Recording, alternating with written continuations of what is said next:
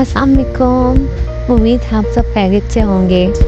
आज के वीडियो में हम लोग बात करेंगे कि अगर आप दुबई में अपार्टमेंट रेंट आउट करना चाहते हैं तो वो आपने कैसे करना है और किन किन बातों का ख़ास ख्याल रखना है।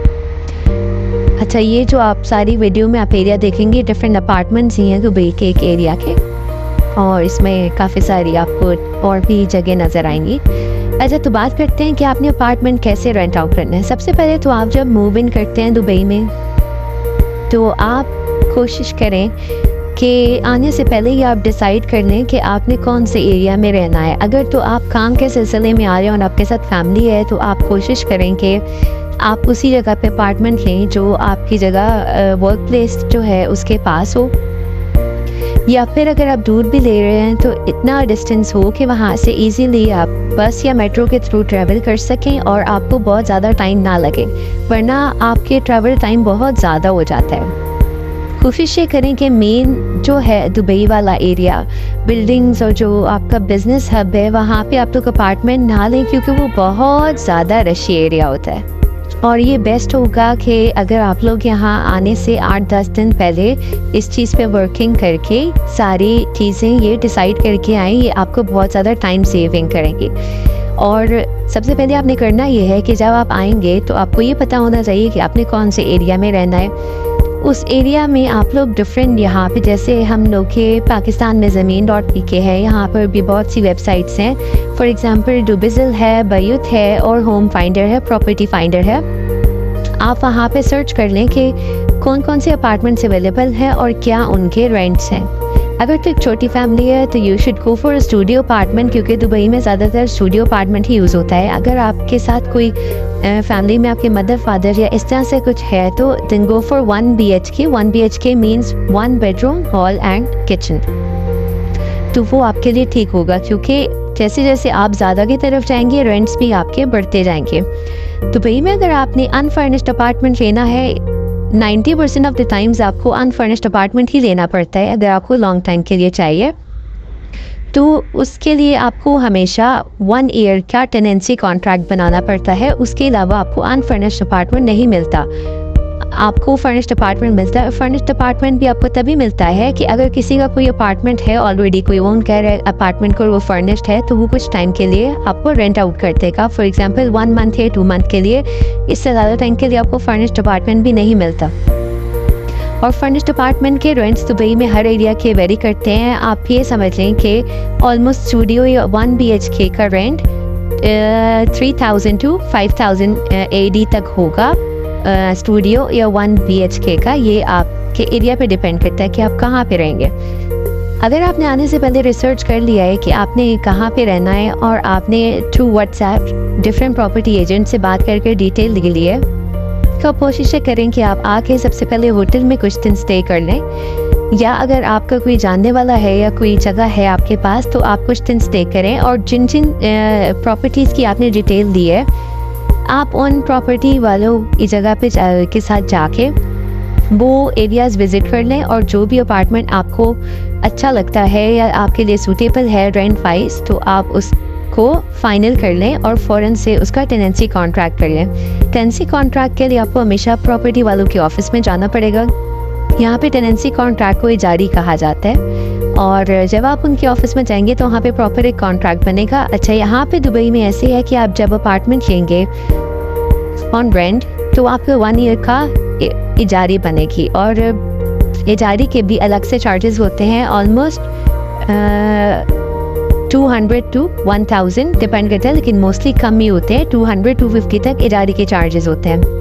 और बाकी उसमें आपका आ जाता है अपार्टमेंट का डिपॉजिट। डिपॉजिट आपका होता है almost 10% of the total rent. आपका डिपॉजिट जाता है जो कि आपको रिफ़ंड कर दिया जाता है जब आपका कॉन्ट्रैक्ट कंप्लीट हो जाता है।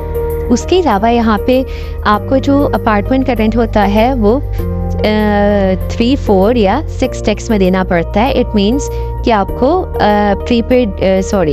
पोस्ट डेटेड चेक्स देने पड़ेंगे, और उसमें होता ये है कि आप या तो 4 इंस्टॉलमेंट्स में दे सकते हैं, या 6 इंस्टॉलमेंट्स में, या 3 इंस्टॉलमेंट्स में, मतलब 3 महीने का इकट्ठा, या 2 महीने का, या 4 महीने का इकट्ठा करके इस तरह से यहाँ पे रेंट दिया जाता है।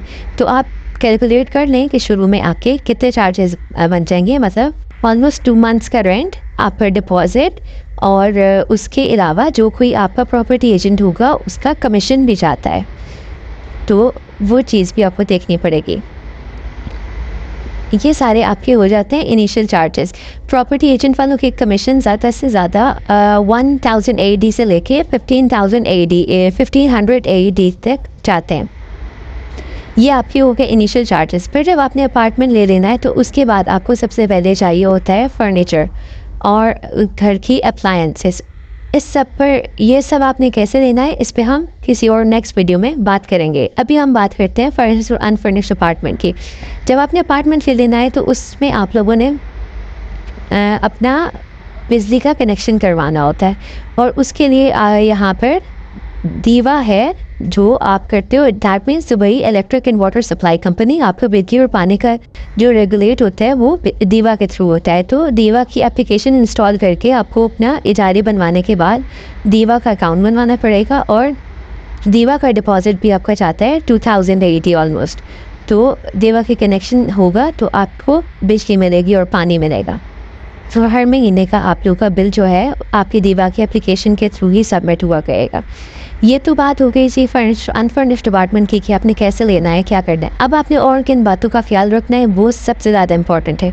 सबसे पहली बात ये कि आप जब ले रहे होंगे अपना अपार्टमेंट आप लेंगे तो आपने ध्यान से कॉन्ट्रैक्ट को पढ़ना है, क्योंकि दुबई के ये रूल्स हैं कि अगर आप अपना टेनेंसी कॉन्ट्रैक्ट करते हैं 1 साल के अपार्टमेंट के लिए, तो आप before the completion of that period आप उसको कैंसिल नहीं कर सकते, और अगर आप कैंसिल करेंगे तो आपको फ़ाइन होगा या फिर 2 मंथ्स का ऑलमोस्ट आपको रेंट देना पड़ेगा, तब आप अपार्टमेंट छोड़ सकते हैं, वरना आप अपार्टमेंट नहीं छोड़ सकते।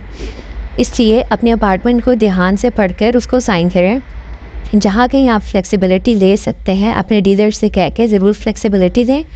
अच्छा, सेकंड मोस्ट इम्पॉर्टेंट थिंग ये है कि आप जहाँ भी अपार्टमेंट ले कोशिश करें कि बस स्टॉप आपके घर के पास हो, बस या मेट्रो स्टॉप, और बहुत पास पे नहीं है तो एटलीस्ट 1 से 2 मिनट की वॉक पे हो, वरना आपके लिए बहुत बड़ा मसला बन जाता है। और तो आपने ये चीज़ देखनी है मोस्ट इम्पॉर्टेंट कि जहाँ पे आप रह रहे हैं आपके घर के पास ज़रूर कोई सुपरमार्केट या कोई ग्रॉसरी स्टोर या कोई ATM वगैरह हो, क्योंकि ये बहुत बेसिक चीज़ें हैं जिनके लिए आपको बहुत ट्रैवल करना पड़ सकता है और आप एक बहुत बड़ी मुश्किल में पड़ सकते हैं। इसलिए इन सब चीज़ों का ख्याल रखें, इनको ध्यान में रखते हुए आप सारी चीज़ें लें।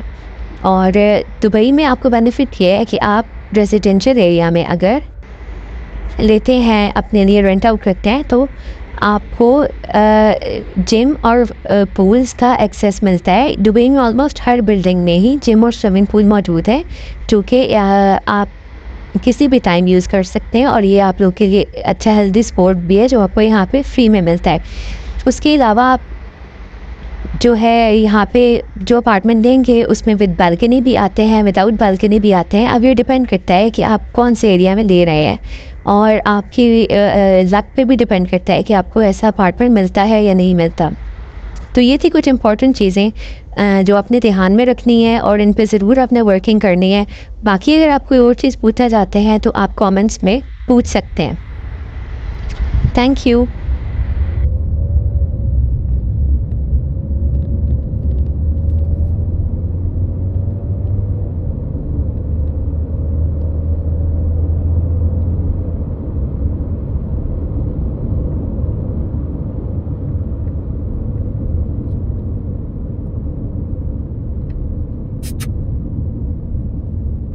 Wait.